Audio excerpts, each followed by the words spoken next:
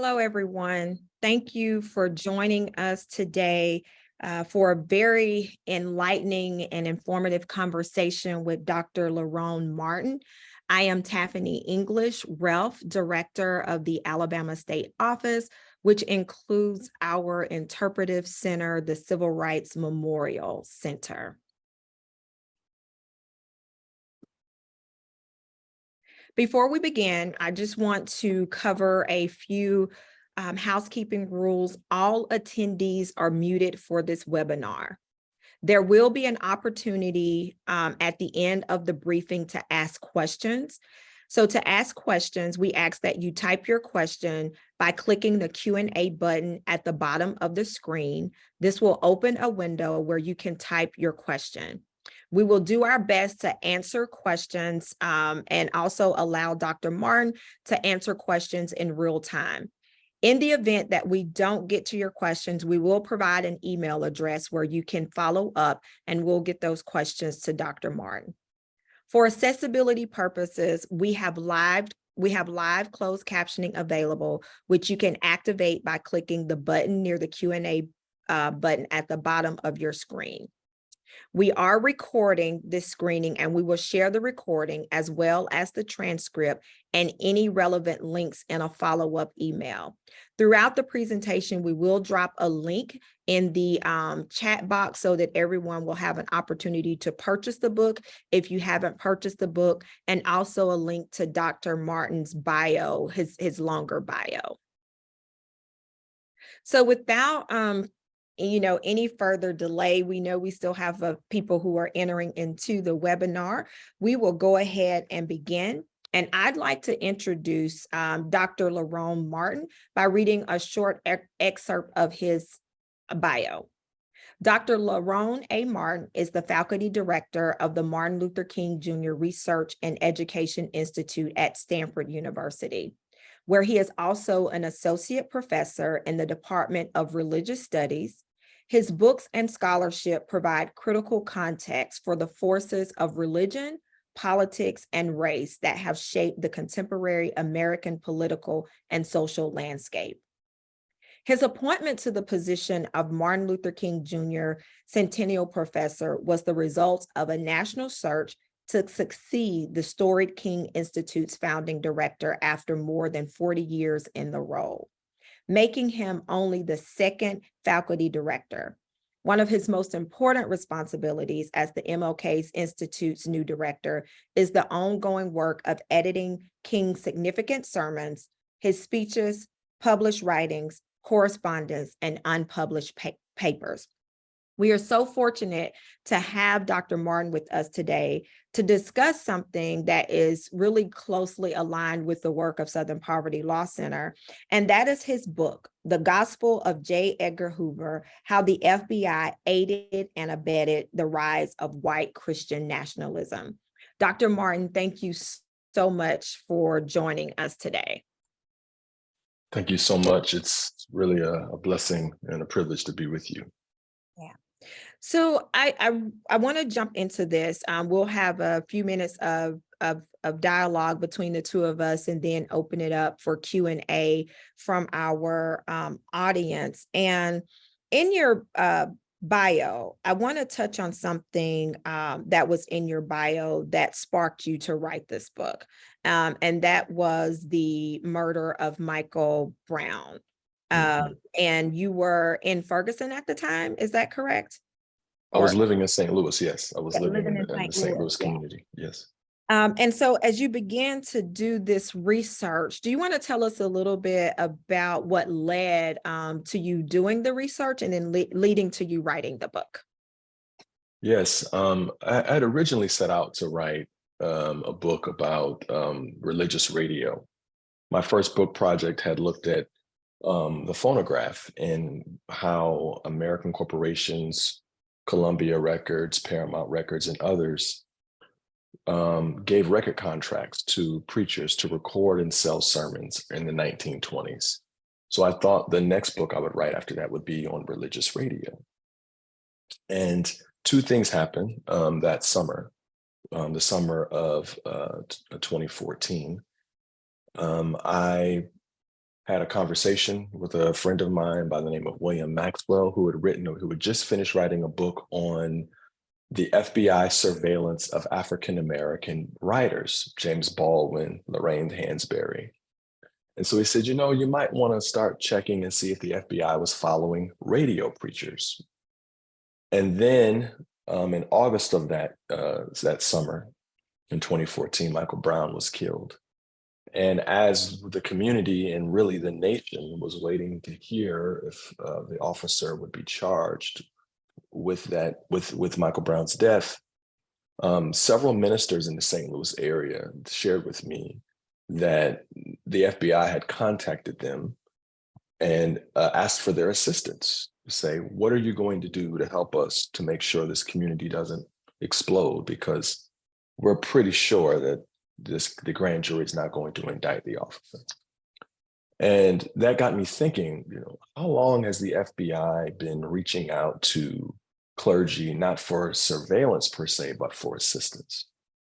And so with the conversation I had with my colleague, William Maxwell at the time, and then hearing the story around Michael Brown's death got me to thinking, well, maybe I should start making Freedom of Information Act requests. Not for clergy, I think the FBI might surveil, but look at clergy the FBI might look to partner with. And that's what got me going down the road of writing this book. Okay.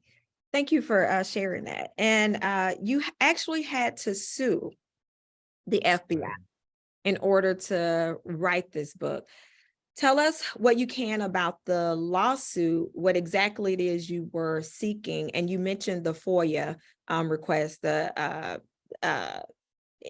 previously. And so, also talk about that process and what led to that strategic approach to sue the FBI in order to tell this story. Yes, I'm sure many of you at Southern Poverty Law Center are familiar with this travail, if you will, this process. As I made Freedom of Information Act request, I started getting some hits and responses.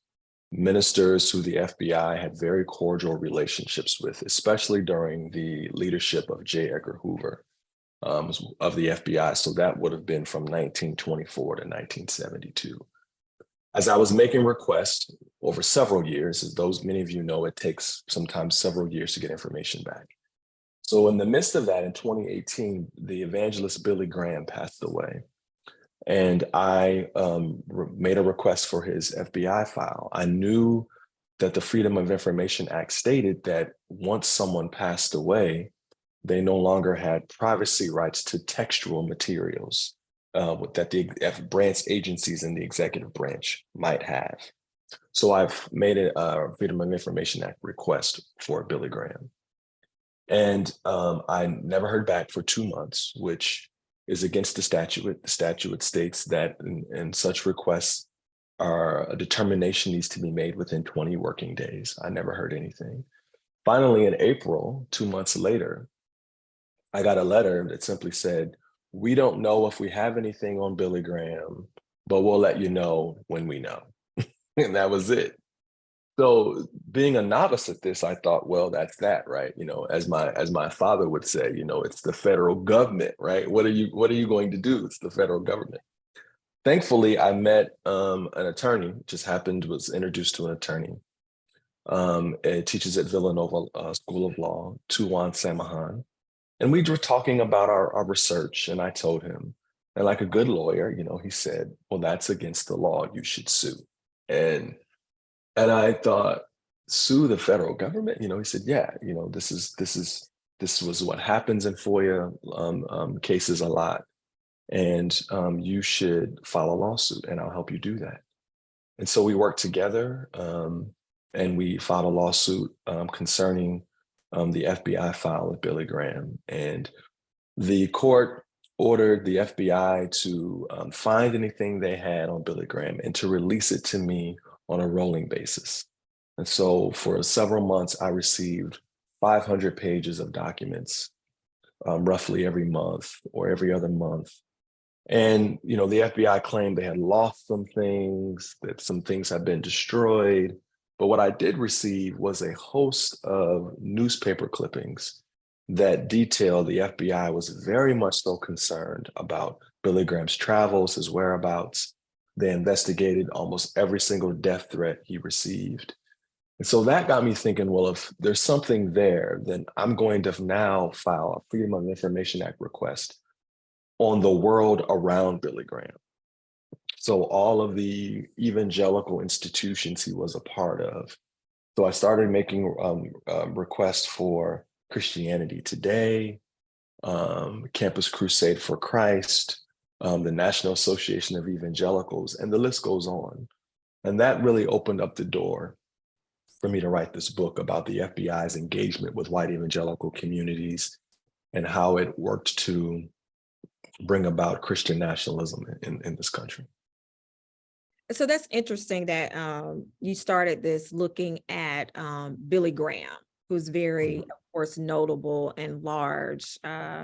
I growing up in rural Alabama, saw that the Christianity Today everywhere, right? So this led to opening up this aspect of partnership with evangelical Christians, right? So how does J. Edgar Hoover get into the picture? How does he morph into the work that you started? J. Edgar Hoover was really America's kind of spiritual general. I mean, what we know about J. Edgar Hoover, we know a great deal about his surveillance now. We know a great deal about some of the anti-democratic and illegal tactics he used against a great deal of people and activists in this country. But what we've forgotten is that most of Americans looked to Billy Graham as this spiritual figurehead for the country who was protecting America against the evils of communism. And that's how America viewed J. Edgar Hoover. He wrote a great deal for a lot of Christian newspapers and outlets. And in the 1950s, he wrote a book called Masters of Deceit. And it was a book about how America should fight communism and how America could survive godless communism. Christianity Today and the host of white evangelicals it represented loved the book. And they reached out to him in the late 1950s, asking if they could partner with him and if he would become a contributor to Christianity Today. And from there, they had a partnership where the FBI would connect with Christianity Today. They would discuss what J. Edgar Hoover would write. They would talk about it. They would partner on it. J. Edgar Hoover would then write an essay for Christianity Today. And then it would be printed. And then the FBI would take those essays and disseminate them across the country to all the FBI field offices across the country and FBI legats or legal attaches offices across the globe. And then also people began writing to the FBI for advice on issues of religion and politics. And the FBI would disseminate these essays. And so these essays not only said Christianity Today on them, but it also said with the stamp of the United States Department of Justice. And so the FBI begins disseminating with the literally the stamp of approval from the Department of Justice, J. Edgar Hoover's religious advice and sermons and homilies as if it's official policy. And all of these essays talk about the dangers of communism, the dangers of protest, and how ministers who focus on individual salvation, that they're the real patriots and they're the ones who are going to save America. And so through this partnership, the Christianity Today and white evangelicals begin working together and partnering to brand a certain kind of Christian faith as the only authentic faith in this country, and also the faith that was going to keep America safe from a national security standpoint. And then ministers began to literally preach these essays from their pulpit. Mm. And so you have the director of the FBI becomes a ghostwriter of thousands of sermons within the evangelical community. And all of these sermons are simply repeating his words as if they are the gospel, when in reality, they are the perspective and opinion of one powerful individual in this country. Yeah, thinking about the power and influence of J. Edgar Hoover, he definitely was a significant figure, and one of he was the longest standing figure of the FBI. And you mentioned how people were beginning to reach out and consult with J. Edgar Hoover on religious faith and religious beliefs. Now, of course, in preparation for this, in addition to reading some of your book, I also listened to a couple of podcasts, and the podcast that you did with Melissa Harris Perry, who is one of my favorites, by the way. You opened it up because of this letter from Mrs. Carter, who was seeking advice from J. Edgar Hoover on spiritual direction because she didn't know where to go, right? Yes. Can you talk, just because I actually find that fascinating. Yes. And I'm intrigued and want to know, kind of, was this the tone from people who were inquiring? Was this the tone from just everyday ordinary people at the height of the FBI's influence on white Christian nationalism?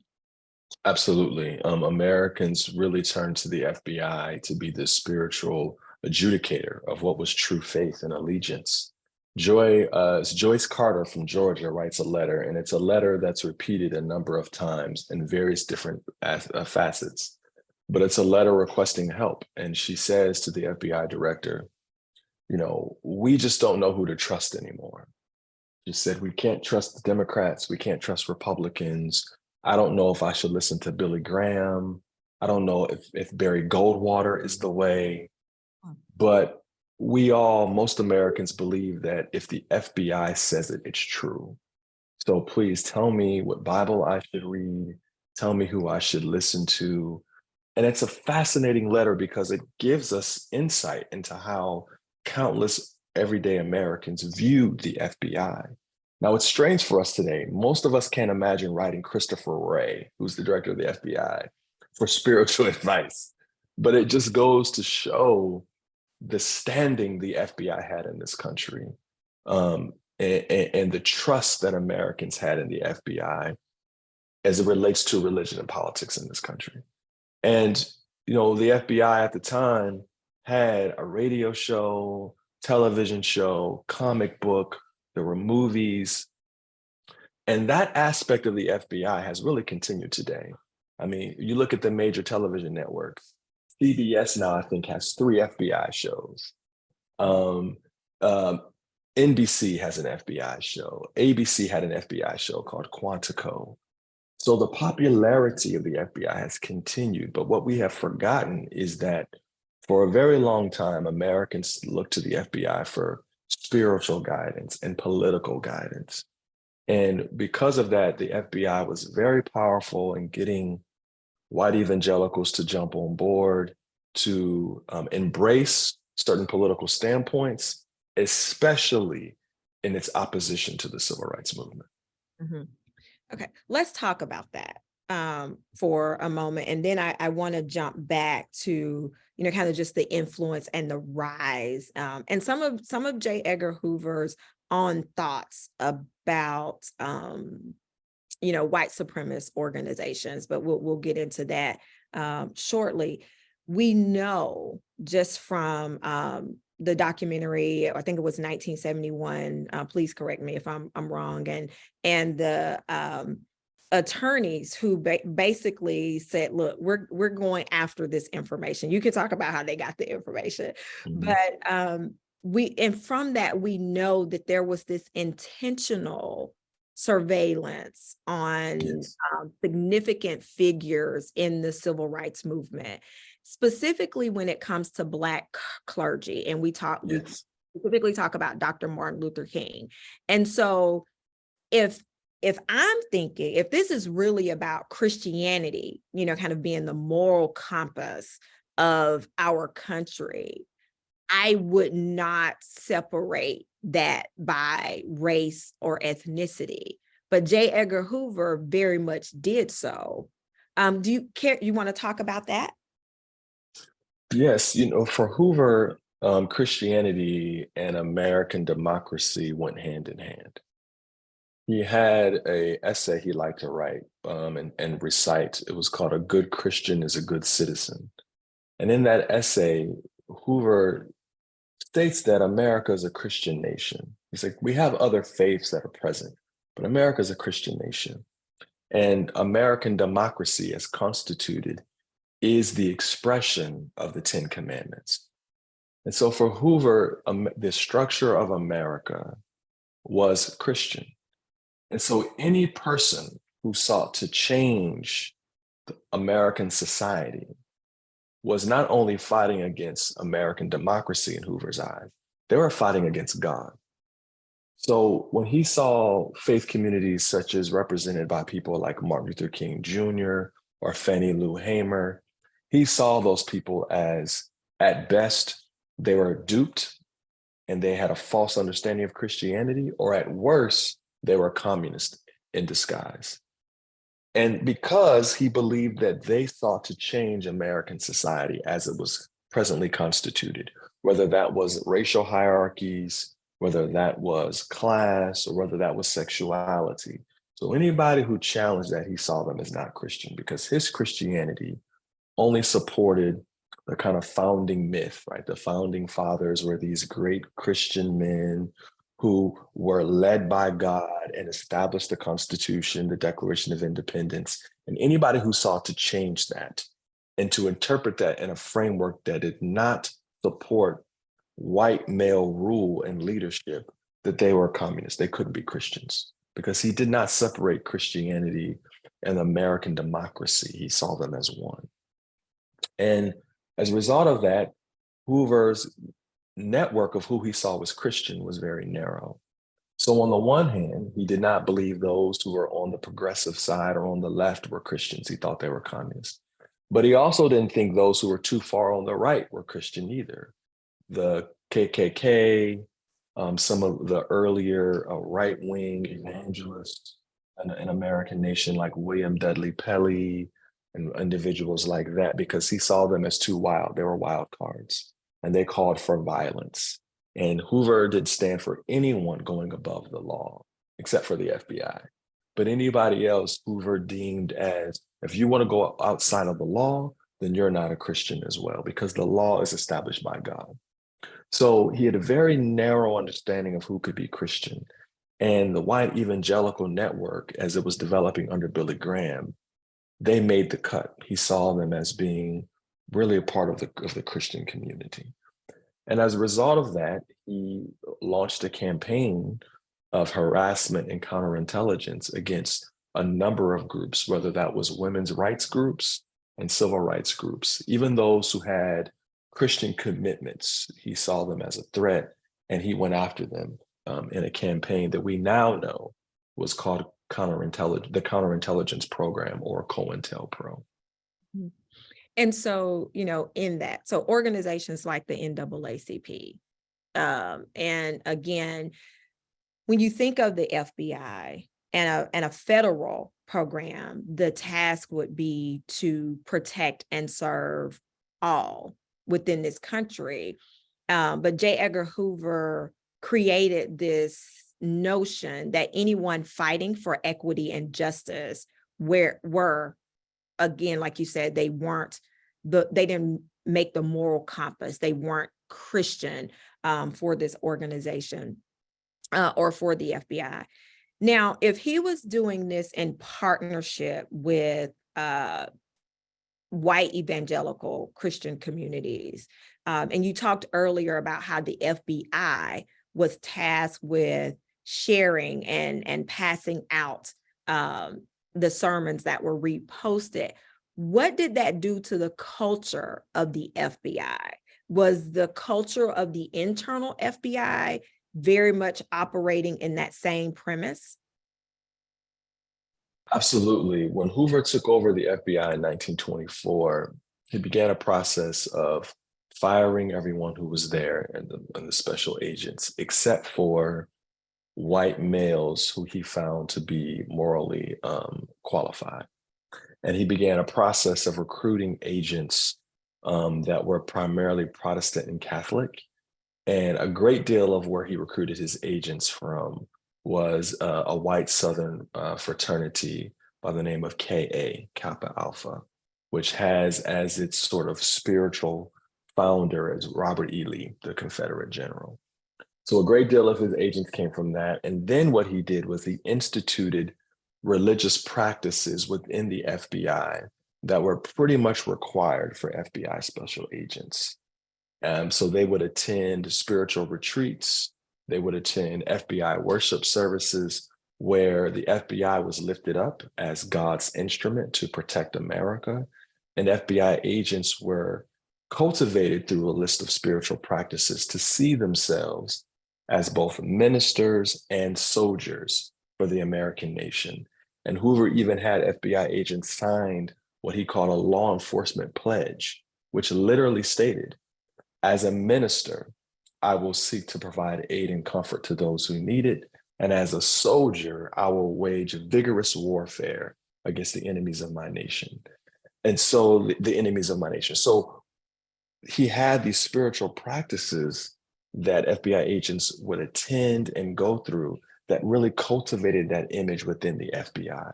And so when FBI agents are out doing the work they're doing, whether it's legal or illegal, they see themselves, and Hoover helps to cultivate this in them, as working on behalf of God to protect America and to keep America safe. And that means to protect the status quo.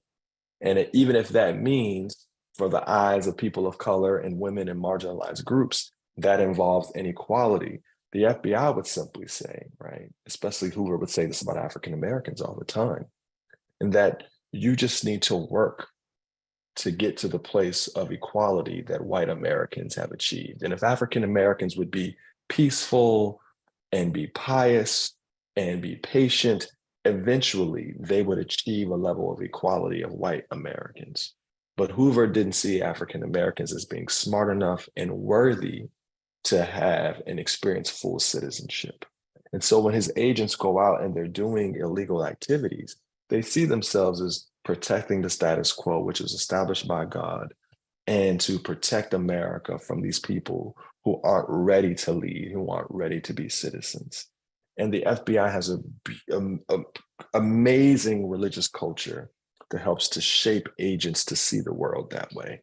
And those agents include everyone from what we know is William Sullivan, who led domestic intelligence, who was Catholic, and he was a part of organizing COINTELPRO, and a number of folks who were later going to be involved in the Watergate scandal. Some of these men worked in the FBI prior to the Watergate scandal, working with Nixon. So these men saw themselves as doing what was right for the nation, and their faith in many ways is what guided them. Yeah, thank you for sharing that. Now, we know, the FBI was primarily, well, it was all white men. And then there was this point where Black men were working for the FBI. I want you to talk a little bit about that, but I want to ask this question first, and then if you can lead up and paint this picture of what it was like to be Black and working in the FBI. Is it true that Blacks were excluded from the spiritual practices that J. Edgar Hoover was creating internally within the FBI? Even Yes, if they espouse to being like devout Christians, did he not trust that, or? well, the FBI begrudgingly accepted African Americans, and they were excluded. But part of that is because Hoover really wanted to keep his FBI white. He even went so far as in the 1940s to have Ebony magazine publish a story called Negroes in the FBI.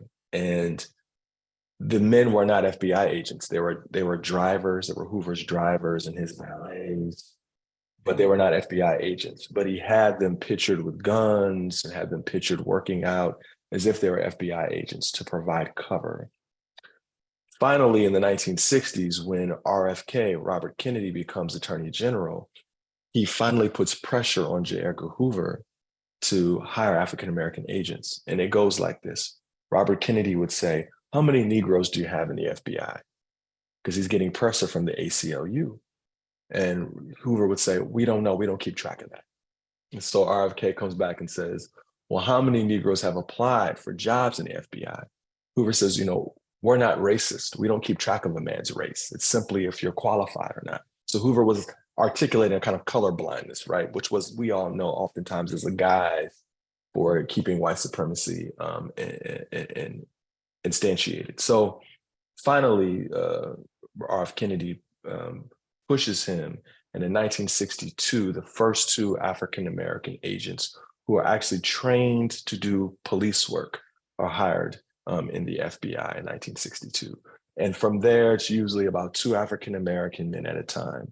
Women do not join the FBI, Black or white, until Hoover dies in 1972. And these men experienced a great deal of racism. I interviewed a number of them for this book to tell me about their experience of being Black in the FBI. And one individual shared with me that even though he was raised Catholic, was a committed Catholic, he was never once invited or included in these worship services. But he heard about them. So he deliberately, he said to me, he would go. He said, because number one, he was a person of faith. Number two, he did it because he said, and I quote, "just to piss them off," because he wanted them to know that I am a member of the FBI. I've been hired to do police work, and I'm a part of this organization, whether you like it or not. And he said most of them at the worship services simply ignored him.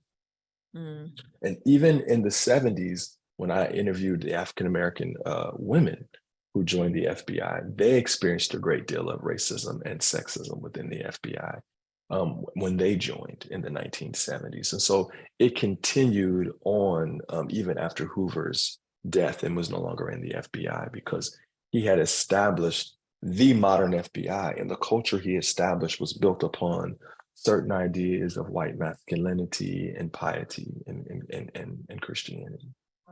Okay. So, of course, his power and his influence is far reaching. Do you still see that culture or remnants of that culture in the FBI today? Well, unfortunately, we do. For starters, the FBI headquarters is still named after him. It's still the J. Edgar Hoover FBI headquarters. The Bureau is still overwhelmingly white, despite the fact that we have an increasingly diverse nation. The number of African-American FBI special agents is around 7% today from the last numbers. There are a number of women who have filed lawsuits for gender discrimination within the FBI, as well as sexual harassment. And I think the FBI still struggles, although it's gotten better, with investigating and policing white supremacist violence, not as a one-off, not as a lone wolf. But I think that the Bureau has gotten slightly better, though it has a long way to go, in investigating white supremacist violence as a network. And they've gotten better. American intelligence agencies have finally admitted that white supremacist violence, white nationalist violence in this country is the leading domestic threat in the country. But they still have a ways to go in terms of how they perceive it and investigate it and make it an actual priority. And oftentimes it seems to me that they run against trouble on Capitol Hill when it comes to some of our elected officials who simply don't believe the intelligence that's being given or what's happening in the news, that white supremacist violence is indeed a domestic terror threat in this country.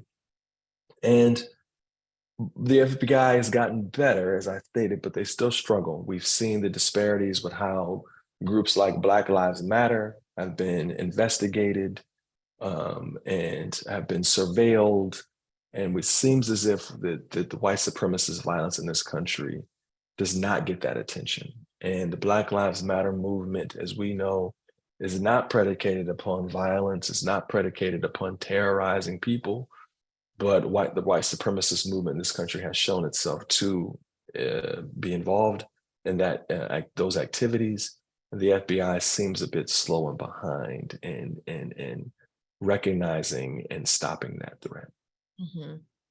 Yeah, thank you for raising that. And I do want to go back to, kind of the counterintelligence during the civil rights movement. And then I have one more question, and then we'll jump into answering the Q&A live for you. This notion, and Dr. King actually, started talking about this notion of pulling yourself up by your bootstrap. And J. Edgar Hoover's perspective that if Black folks, if you just work hard, if you just rise to the occasion of where we are with white men, without acknowledging this white supremacy culture and the depths that they went to maintain white supremacy in this country. There was a particular Black evangelical that he was, I don't want to use the word fascinated with, because I think it goes to your point. It was a guise, right? It was this guise to maintain white supremacy. Talk about the difference in this particular Black evangelical and Dr. Martin Luther King, both clergymen, Yes, both prolific. I've actually heard the other clergy documentary, for some reason, was airing on him last year, like on repeat. And so as I started reading your book, I was like, I wonder if this is why. But talk to us a little bit about that comparison, and if there truly was a real relationship with this particular clergyman. Yeah, the FBI partnered with a preacher by the name of Elder Lightfoot Solomon Michal to discredit Martin Luther King Jr. And Michal was the first minister, Black or white, to have his own television show. He began his own television show in 1947. And he also had a nationwide radio show on CBS. He was a very popular minister. He was a holiness minister. And like Hoover, Michal preached sermons where he talked about things like literally thank God for slavery, because slavery brought brought Africans to America and introduced them to Christianity. And God is going to allow African Americans to work their way up to the culture of equality, of education, and eventually become equal to white Americans. Now, Michal could not have imagined, unfortunately, that Christianity was already in Africa prior to the slave trade, but also never really questioned why white Americans, whether native born or immigrant, were often given full citizenship just because, but African Americans were not. And Hoover had the same viewpoint. The one moment he and Martin Luther King Jr. met in person, that's what he told Martin Luther King Jr. You guys need to stop all this protesting, all this carrying on, work on education, work on jobs, and eventually you'll achieve the same type of equality, the same type of citizenship that white Americans have. So Hoover and Elder Michal, this Black evangelical minister, agreed on that. And when Martin Luther King Jr. began to really gain the nation's attention, they partnered to discredit him. The FBI would give Reverend Michal some of their counterintelligence, things that they had said they have obtained on Martin Luther King Jr., and they would pass it on to him when he would launder it and put it in his sermons, whether on the radio or live sermons in person. Things that said that King was a communist, that he was not a true Christian. that communists were influencing his civil rights protests. And you and I both know that during this moment in American history, if you really wanted to dismiss something and discredit someone, everything they had to say, you just labeled them a communist. In a similar way, it feels like today what we have in this country is that if you want to dismiss someone and everything they have to say, just label them a socialist, right? Oh, you're just a Marxist, right? That's what Hoover and Mishaw did to Martin Luther King Jr. and really helped to foment in the country that King was working to tear America apart. And Mishaw even said that in some of his sermons. He would meet with the FBI, they would have these discussions, he would get his marching orders, and then he would preach these sermons discrediting King. So laundering some of the FBI's material for them and putting it into the public square. The relationship between the two of them was as sincere as politics can be. I've heard one politician say, and I think it's true, that, in politics, there are no permanent friends, there are only permanent interest. And I think that that's probably true. And so they had a permanent interest in discrediting Martin King and discrediting all the civil rights protests and making African Americans and framing the conversation around equality that there was nothing wrong with America. African Americans just needed to work their way up. And in exchange for that, Mishaw got access to the White House. He used to visit the White House quite frequently, especially under Eisenhower in the late 50s. He was often tapped to do invocations and prayers in DC for federal events. And Hoover recommended him to be on a number of Washington, DC committees and federal committees. And so they had this relationship where they had a permanent interest and they had an exchange. And unfortunately for Mishaw, that exchange involved him speaking against Martin Luther King Jr. and one of the greatest social movements that the world has ever seen. The parallels of today. Exactly. And that's what I think is important, right? Is that history has to always be in the service of life. We don't want to just study history just to accumulate knowledge, but we want to study history and events like this so that we can learn from them. So we can kind of see some patterns that are still alive today and how we might break these patterns so that we can chart and make a better future. And I think that this book, unfortunately, in some ways, is still really relevant about how we see white evangelical network working, compromising for access for power or perceived power, and how African-American evangelicals have gotten swept up into that. We saw that especially during the Trump administration, a great deal. And that's not anything new, right? Unfortunately, there is a long tradition here. And I think we can learn from it. And I hope that's what my book will help us do, is to learn from the past so that we can chart a better future. I definitely agree with that. So I'm going to jump to a couple of questions in the Q&A. How true was J. Edgar Hoover's belief, or was it all a part of his marketing propaganda expertise? I think it was sincere. He was raised in a Christian home. He taught Sunday school as a teenager in his personal estate, which is now housed at the Law Enforcement Museum in Washington, D.C. Hoover, as a young man, was very adamant about Sunday school. His teenage diary is all about preparing for Sunday school and teaching Sunday school. He was a member of his high school cadets, which is sort of like an ROTC somewhat. And he used to wear his cadet uniform to teach Sunday school. Like, that's how committed he was. And so this role of faith in believing America as a white Christian nation, it's something he was raised with, and it's something he carried through for the rest of his life. And so for Hoover, this was just the way America was. And he saw himself as protecting how the nation should be. And so I believe it was very sincere.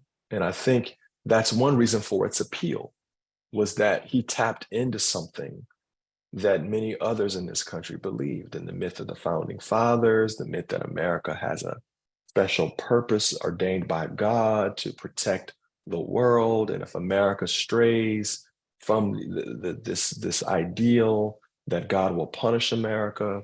That's one reason why it was so appealing, because there are lots of other Americans then and now who believed that.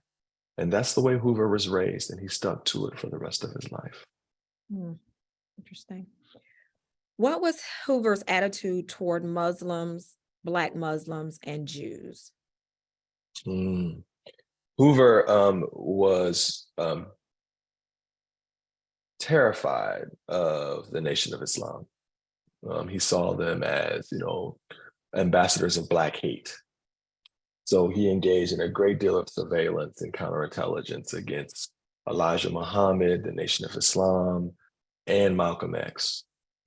The Black Muslims in this country, in terms of being Sunni or Shiite, that doesn't come about until post-1965 in this country, when we have a change in immigration policy. So for the most part, Hoover was mostly engaging with the Nation of Islam, and he thought the Nation of Islam was a terrorist organization. As far as Jews, Hoover was suspicious. There was something he thought about Blacks and Jews that made these two racial groups and ethnic groups, he saw them as being easily susceptible to communism. There was something about these groups he thought were too susceptible to being duped by communists. And so many of his agents, several who wrote books after leaving the FBI, said that for the most part, what Hoover would do is he would hire one or two Jewish agents per field office and make sure they were in the front. So when people came to visit, they would see a Jewish man working and say, "Oh, well, see, the FBI is not anti-Semitic. They have Jews working here." But it would only be one or two Jews, is what many of his agents confessed to in the latter part, because he thought that there was something about these two groups that were susceptible to communism. The life. So we have two more questions, or three, and I'll try to get to them. I see the influence of the FBI, white supremacy, and racism flowing through all law enforcement in this country. Is the history of the FBI the genesis of these policing behaviors, or is the genesis actually longer standing, the slave patrols in the South in the 16th and 17th centuries? Yes, I think that many scholars have traced modern policing in this country to slave patrols, Fugitive Slave Act. I do think that that it goes back to that era. The origin of the FBI, there have been different pinpoints. Some would pinpoint it the early 20th century. Others would pin it all the way back to the formation of the Department of Justice. So the FBI origin, is people debate it when we can trace it.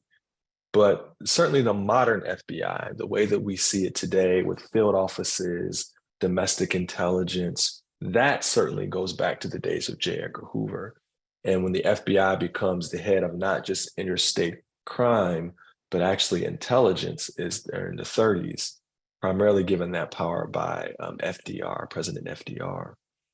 But as we think about white supremacy and we think about policing in this country, certainly we can trace it to slave patrols, Black codes, Fugitive Slave Act. I do think there's some connections there.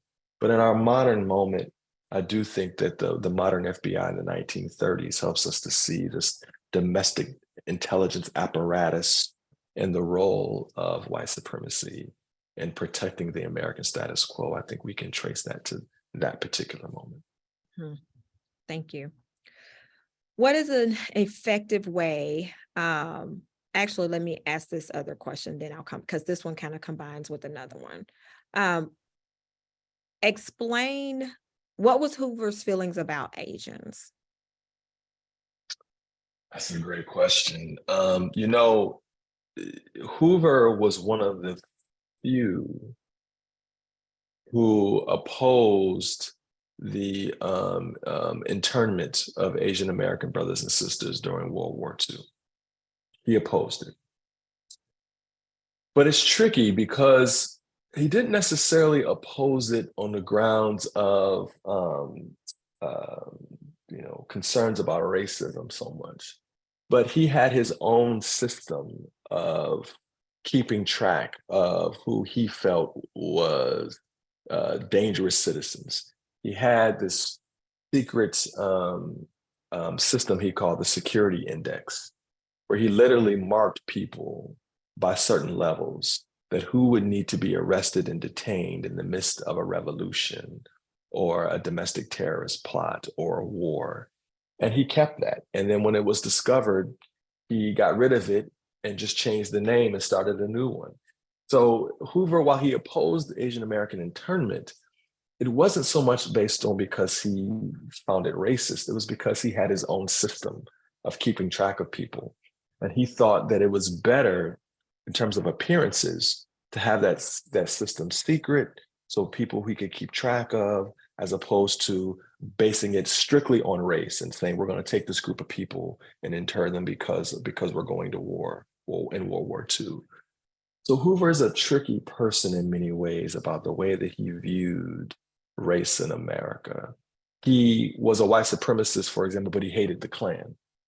He called them white trash, because they saw themselves as being above the law. He hated that. Nobody was above the law but the FBI. And he saw the Klan, for example, as being a group that was violent.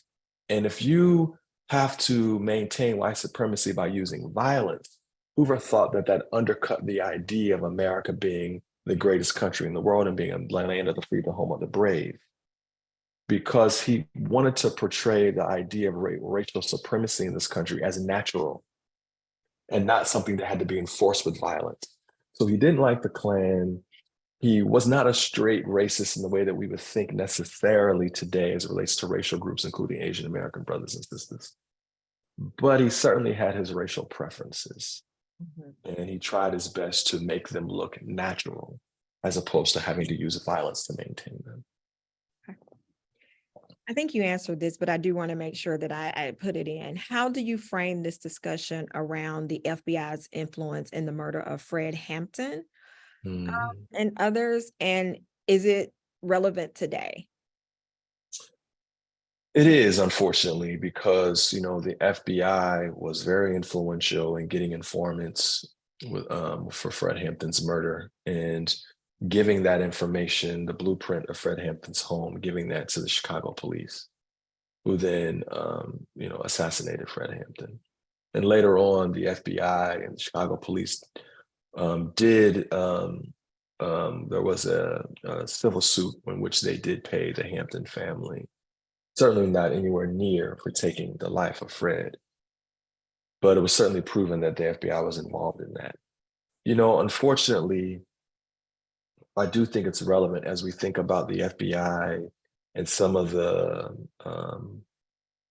activities that were put in place during the war on terror and what we see in Black Lives Matter, in that the way that informants have been used to not only to disrupt movements for justice and equality, but even to shrink the discourse, right? So if you and I are in an organization together and we're all looking around the corner and we don't know who we can trust, we don't know if you're working with the FBI, we don't know if who you're working with, it shrinks the discourse, because then we don't feel free to have dialogue and exchange with one another.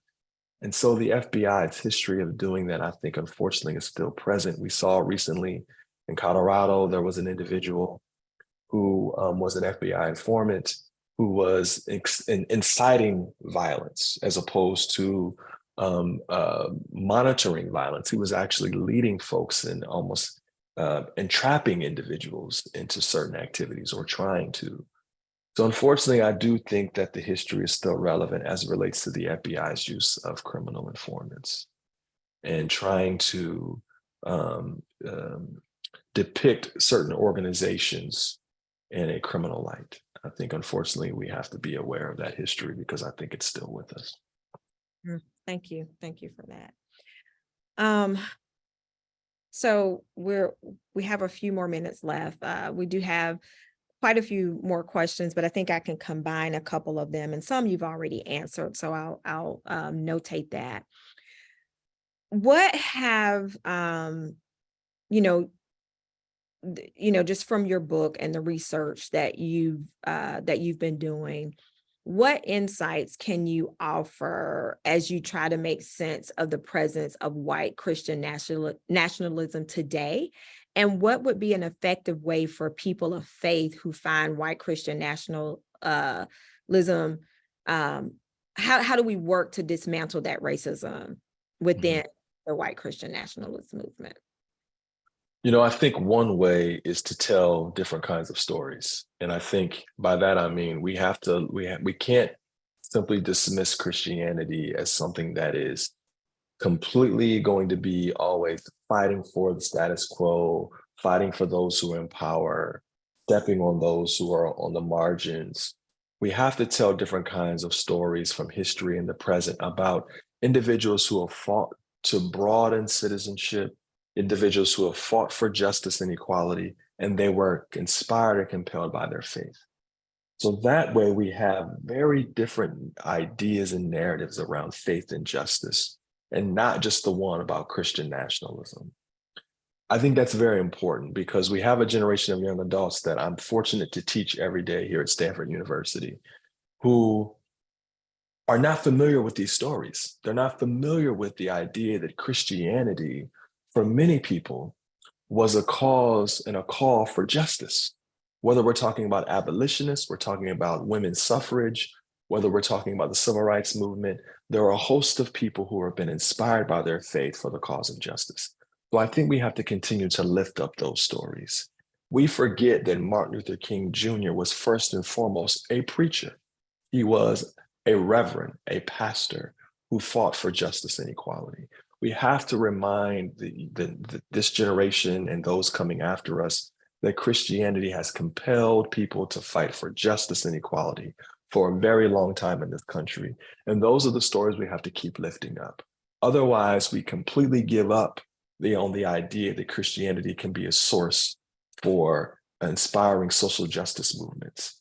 And if politics, as I've heard on both sides of the aisle by our politicians, if politics is storytelling at its core, we have to tell different kinds of stories that counter the idea that Christianity and white Christian nationalism are synonymous. They are not synonymous. They are very different. And we need to tell stories of people of faith who have been inspired to fight for justice and the things that the Southern Poverty Law Center stands for. People have been inspired by their faith to do that. And those are the kinds of stories we got to keep lifting up and telling each other, telling ourselves, and telling the world. Dr. Martin, thank you so much for your time today. As you can imagine, there are still a host of questions. We are providing guests with email address to ask some other questions.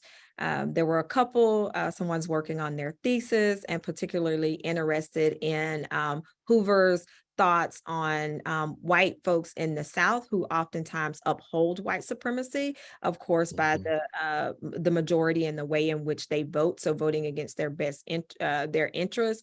And so we'll provide a link, of course, to your book. And I know you've mentioned other people, but also I do want to raise the name of Viola Luiso, who was Absolutely. also, she's listed on the Civil Rights Memorial Yes. as one of our martyrs. And I don't think that we share her story enough, of course, until we're commemorating the Selma to Montgomery March. But there's definitely so much to share about her story and the FBI's role in her murder as well. Yes. I just wanted to make that. Yes.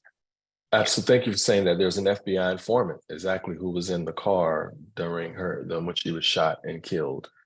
And unfortunately, these stories intersect. And she was inspired to get involved in the civil rights movement and literally was a martyr, gave her life. And thank you for raising that. I really appreciate that.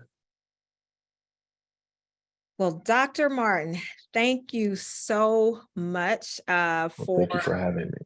for spending time with us. I feel like there definitely needs to be a point two and perhaps a part two, and perhaps we can do this definitely in partnership with our colleagues in the Intelligence Project. Many of them were so excited to see that we were hosting this conversation. So don't be surprised if we reach out to you again and invite you down to the Deep South to spend some time with us. And I do want to echo one comment in the field as I close out. Yes, on reclaiming faith narratives. Thank you so much for this incredible opportunity. And thank you so much for spending the hour with us today. Greatly appreciate it. Thank you for having me. I look forward to more. It was my pleasure. Thank you for having me. Thank you. And everyone, we will provide a recording of this. Thank you again for being in partnership with Southern Poverty Law Center in our fight for justice and equity, fighting for a more inclusive and better society where we all thrive. So thank you so much.